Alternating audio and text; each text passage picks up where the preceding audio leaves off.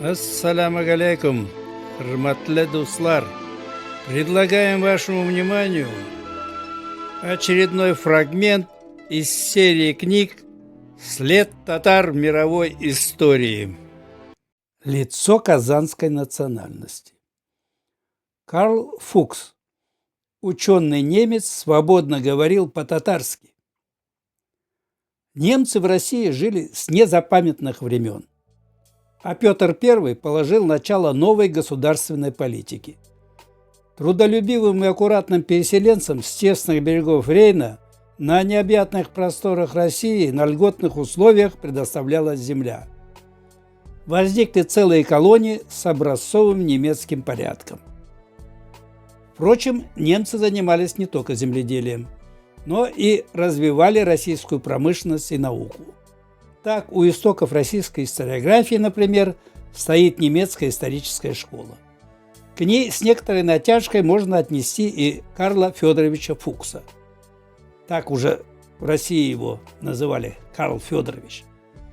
С натяжкой потому, что история, а точнее краеведение, было отнюдь не главным делом этого удивительного ученого-энциклопедиста. Чем бы Фукс ни занимался, работал в посольстве, преподавал в университете, был его ректором, он никогда не оставлял врачебной практики, которую, приняв однажды клятву Гиппократа, считал своей первейшей обязанностью. Родился и вырос Карл Фукс в Герборне. Степень доктора медицины получил в Марбургском университете. В 1800 году приехал в Санкт-Петербург в качестве практикующего врача. А через несколько лет был назначен ординарным профессором естественной истории и ботаники недавно открывшегося Казанского университета. Вся последующая деятельность Фукса связана с Казанью, где он прожил 40 лет до самой своей кончины. Карл Фукс был зачинателем многих дел. Именно он основал Казанскую школу натуралистов. Именно ему принадлежит идея создания в Казани первого ботанического сада. Именно в пору его ректорства был выстроен архитектурный ансамбль главного здания Казанского университета «Визитная карточка», по которой КГУ легко узнается во всем мире и по сей день. Профессор ботаники содержание дисциплины «Естественная история» понимал широко, не ограничиваясь только собственно естествознанием, что менялось в его служебные обязанности. Он изучал еще и нумизматику, этнографию, местную историю, то есть занимался тем, что сегодня принято называть словом краеведение. Профессор частенько совершал этнографические экспедиции по окрестным деревням, где постигал обычаи и нравы проживающих в Поволжье народов. Его очерки с большим успехом публиковались в литературно-художественном журнале «Заволжский муравей», который начал выходить в Казани с 1832 года. Издатели с удовольствием печатали и книги Фукса: записки о чувашах и черемисах, казанские татары в статистическом и этнографическом отношениях. Это настоящие энциклопедии, по сей день не утратившие своей научной ценности. Фукс, к тому же, был полиглотом. Мало того, что он свободно владел основными европейскими языками, в Петербурге он выучил русский, а в Казани татарский и арабский. Последний был совершенно необходим для того, чтобы глубоко проникнуть в восточный мир.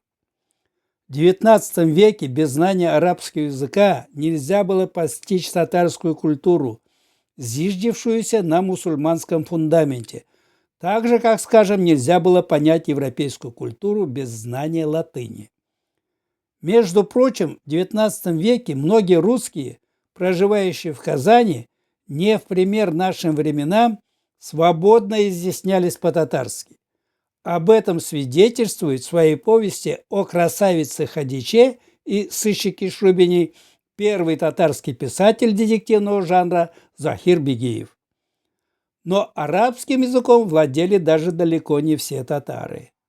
А Карл Фукс владел. Карл Фукс – первый врач, признанный казанскими татарами. Мусульмане, боясь колдовства, которому священный Коран выражает резкое неодобрение, настороженно относились к чужеземным лекарям. Фукс был исключением. Для этого табиба двери всегда были открыты. То ли знание татарского языка подкупало, то ли несомненный врачебный талант, а скорее всего то и другое вместе. Любопытно, что Фукс написал руководство по практической медицине и гигиене на татарском языке, тоже первое подобного рода.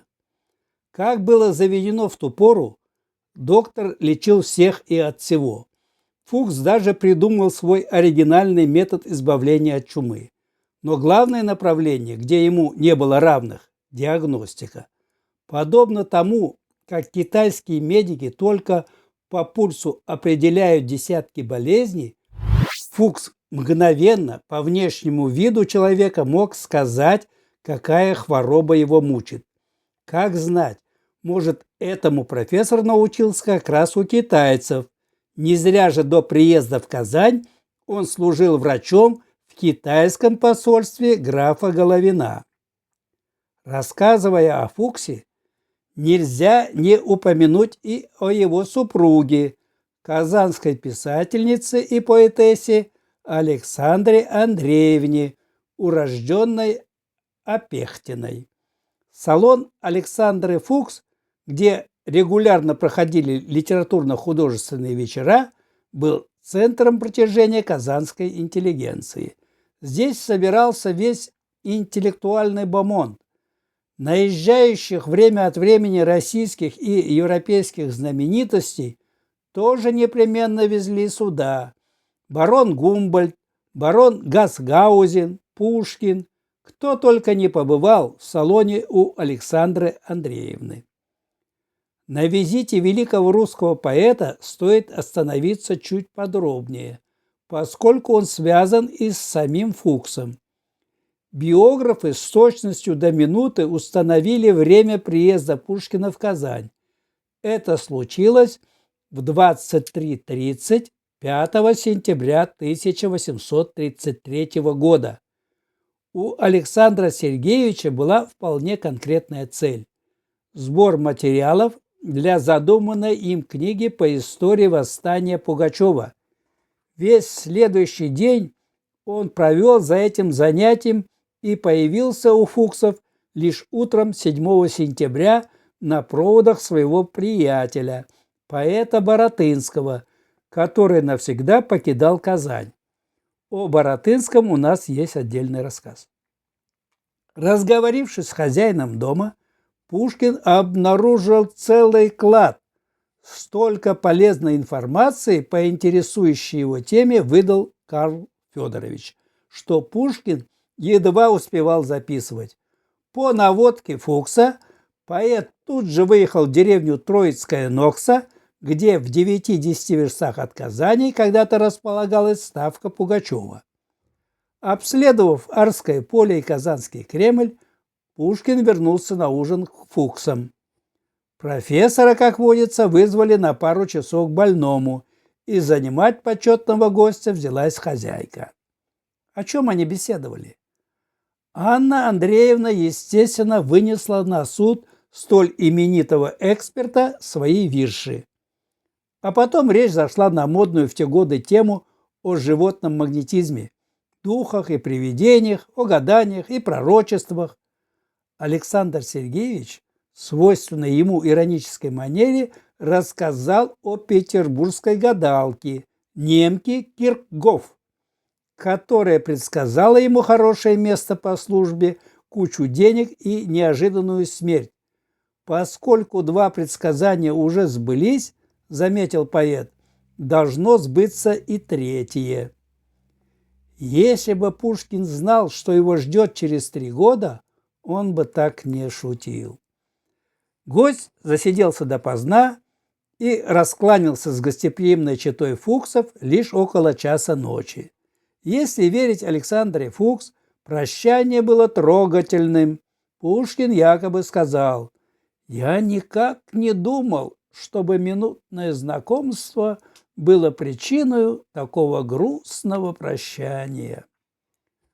Обширные знания и хорошее знакомство с местной историей Карла Федоровича Пушкину оказались весьма кстати. В примечаниях к 7 главе истории Пугачева автор, сообщая об одном историческом факте, добавляет: «Слышно мною от Фукса, доктора и профессора медицины при Казанском университете, человека столь же ученого, как и любезного и снисходительного. Ему обязан я многими любопытными известиями касательно эпохи и стран здесь описанных». Правда, один из источников Фукса оказался бесполезным. Наутро Карл Федорович повез гостя купцу Крупенинникову, побывавшему в юности в плену у Пугачева. Они долго и увлеченно с ним говорили, но, как позже выяснилось, совершенно безрезультатно. Во всяком случае, в архиве у Пушкина нет об этой беседе ни одного упоминания. О чем же купец Крупенников рассказал Пушкину? Сие великая тайна есть. Может быть, он рассказал правду о Пугачевском восстании, что это было никакое не восстание, а гражданская война за возвращение к истокам государства российского, то есть к Великой Татарии. Но это только наши предположения. На впечатлительную Александру Андреевну встреча с живым классиком произвела огромное впечатление, и она, написав восторженное стихотворение на проезд А.С. Пушкина через Казань, отправила его в Санкт-Петербург. Но пакет до адресата не дошел, или не сразу дошел. Оказия ли подвела, или сам поэт в небрежности засунул его в дальний ящик, о том история умалчивает. Однако, пусть с большим опозданием, Пушкин на него все же ответил, отписав приличествующие сему моменту комплименты. «Жадностью прочел я прелестные ваши стихотворения, и между ими ваше послание ко мне, недостойному поклоннику вашей музы». А в конце письма не преминул добавить: «Потрудитесь, милостивая государиня, засвидетельствовать глубочайшее мое почтение Карлу Федоровичу, коего любезность и благосклонность будут мне вечно памятны». И это не просто дежурная фраза. Пиетет по отношению к учености Фукса, к его энциклопедизму, был у Пушкина совершенно искренним, и он при случае всегда его выказывал.